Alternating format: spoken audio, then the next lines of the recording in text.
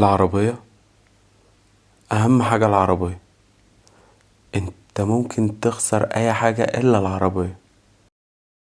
فعلا خضر ما بيكدبش. العربيات من الحاجات الأساسية في حياة الإنسان دلوقتي، وطبعا زي ما كلنا عارفين العربيات دي فئات.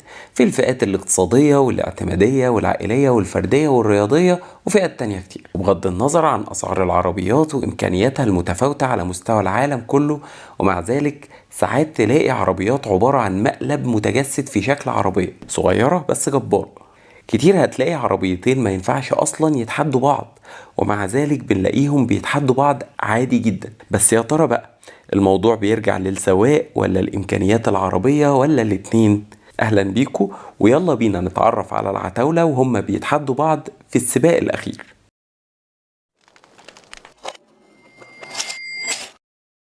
رانج روفر في الأساس اللي أنتجها كان الصانع البريطاني لاند روفر، اللي تابع لمجموعة جاكوار لاند روفر اللي أصلا ملك شركة تاتا موتورز الهندية. والبراند ده بدأ في سنة 1970 ولسه لحد دلوقتي بيطوروا فيه، وبيتعمل من البراند ده طرازين، وهم الرانج روفر ايفوك والرانج روفر سبورت. شركة روفر كانت بتعمل تجارب على طراز أكبر من فئة اللاند روفر سنة 1951، لحد لما طور مصمم العربيات البريطاني جوردن باشفورد عربية مستندة على روفر بي 4 اسمها رورد روفر، ودي كانت بدفع خلفي. بس لحد لما قفل المشروع ده سنة 1958، لحد لما بدأ المهندسين سبين كينج وجوردن باشفورد العمل على طراز جديد خالص. الرانج روفر اللي معانا النهاردة اللي كانت عربية عيسى الوزان اللي ولعت بيه في آخر حلقة في مسلسل العتاولة اللي اتعرض في رمضان 2024، وهي رانج روفر اتش اس اي موديل 2007. العربية دي إنجليزية الصنع من فئة العربيات الاس يو في، وعدد الأبواب بتاعتها هو 5 أبواب اللي هم 4 أبواب والشنطة. يتراوح وزن العربية ما بين 2485 و 2578 كيلو جرام. الاستوك منها بينزل بموتور 8 سلندر على شكل في بسعة 4.4 لتر. العربية بتكون دفع رباعي وفتيس اوتوماتيك 6 سرعات مع محرك قوي جدا بقوة 300 حصان بحالهم، وبعزم 425 نيوتن على المتر. استهلاكها للبنزين بيكون 14.9 لتر بنزين لكل 100 كيلو متر مسافة، والتسارع بتاعها بيبقى من صفر لسرعة 100 كيلو متر على الساعة بيبقى في خلال 8.9 ثانية بس. والسرعة القصوى للعربية دي هي تقريبا 209 كيلو متر في الساعة. أظن كفاية كده، مش عاوزين أكتر من كده.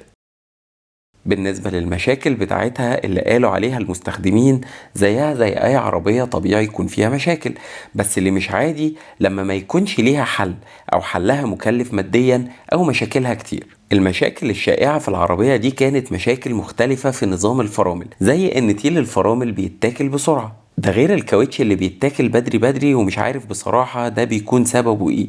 هل مثلا كانوا بيسترخصوا وينزلوها بكاوتش صيني؟ وفي بعض الاشخاص كمان قالوا ان علبة البيئة بتاعت العربية دي فاشلة، مش عارف ريحتها وحشة مثلا. واللي ما يعرفش علبة البيئة بتعمل ايه، فهي اللي مسؤولة عن تحويل العادم اللي بيخرج من الموتور بتاع العربية الضار لثاني أكسيد الكربون ومية. وكمان في ناس قالت إن كتير بتظهر رسائل تحذير عشوائية في سيستم العربية من غير أي سبب أو غتاتة كده. ونظام الوسائط المتعددة اللي هو الكاسيت والدي في دي بيكون فيه برضه شوية مشاكل كده في البرامج بتاعته، بس التوكيل لما بترجع له بيحلها عادي. طب ما يعدلها من الأول.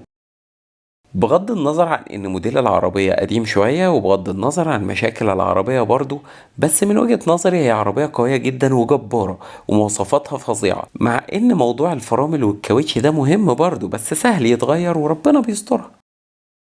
الام جي اهم حاجة. الام جي انت ممكن خلاص بقى مش شغلانة اهي. ام جي شركة بتصنع العربيات الرياضية اصلا، ومقرها في المملكة المتحدة، وتأسست سنة 1924، واتنقلت ملكية العلامة التجارية من سنة 2007 لشركة صناعة السيارات الصينية. اسم ام جي ده بقى كان تكريم لموريس جراج، وهو تاجر العربيات المعروف موريس اكسفورد اللي بدأ في انتاج نسخ معدلة من تصميم سيسيل كيمبر، وكان انضم للشركة سنة 1921 وساعتها كان مدير المبيعات، وبعدين اترقى لحد ما بقى الرئيس التنفيذي. كيمبر فضل الرئيس التنفيذي لحد سنة 1941 لحد لما حصل مشكلة بينه وبين ويليام موريس بسبب العقود العسكرية للجهد الحربي. العربية الام جي اللي معانا النهاردة اللي كانت عربية خضر في نفس السباق الأخير، بس المرة دي كان سايقها نصار. الام جي دي كانت LZS موديل 2022. العربية دي مصنوعة في الصين من فئة العربيات الاس يو في برضو، مع عدد 5 أبواب. وزن العربية بيكون 1258 كيلو جرام، يعني تقريبا أقل النص من عربية عيسى الوزان. الاستوك منها بينزل بموتور 4 سلندر بسعة 1.5 لتر. العربية بتكون جر أمامي وفتيس أوتوماتيك بس من نوعية CVT، والنوع ده من الفتيس بيغير السرعات على مجموعة تروس مش ثابتة دايما، وده بيدي للعربية أعلى أداء ممكن تحت أي ظرف من ظروف السواقة. موتور العربية بقى بيكون بقوة 118 حصان بس، وبعزم 150 نيوتن على المتر. بتستهلك بنزين 7.1 لتر بنزين كل كيلو متر مسافة، والتسارع بتاعها بيبقى من صفر لسرعة 100 كيلو متر في الساعة بيبقى في خلال 12.8 ثانية بس. والسرعة القصوى للعربية دي هي تقريبا 170 كيلو متر في الساعة. المشاكل الشائعة في العربية دي كانت في حاجتين بس، اللي هما الفتيس والتكييف. الفتيس بينقل السرعات ببطء شوية عن أي فتيس أوتوماتيك عادي، بس ده بيرجع لحاجات تانية كتير من وجهة نظري الشخصية، زي إنه علشان يقدر يدي العربية أعلى كفاءة في السواقة إنه لازم زي ما بنقول كده يحرق الغيار بس من غير ما يأثر عليه تأثير سلبي. أما التكييف بقى فالمستخدمين اشتكوا إنه ضعيف شوية، وده طبعا طبيعي علشان الموتور مش أحسن حاجة بالنسبة لحجم وزن العربية. طبعا موديل العربية دي أحدث من موديل الرانج روفر بكتير، وتقريبا ما فيهاش المشاكل الفنية اللي كانت موجودة في الرانج روفر، ففي الغالب هي أفضل. بس الرانج روفر موتورها جبار وما ينفعش يتقارن بالعربية دي أصلا. بس هنعمل إيه بقى؟ دلوقتي بقى بعد لما عرفنا مواصفات العربيتين دول، هل منطقي انهم يتحدوا بعض؟ هل منطقي ان الام جي تجيب الرانج روفر اكتر من مرة وهي اللي تكسب كمان؟ طب هل دي نهاية منطقية اصلا؟ وتفتكروا ده بيرجع لايه؟ لمواصفات العربية ولا نصار ولا المخرج كان عاوز كده؟ رأيي الشخصي ان عيسى الوزان ما كانش مركز وهو سايق، فراح راشق في السور والعربية راحت مولعة، بس المرة دي مشي من غير ما يقول لنا باي من غير سلام.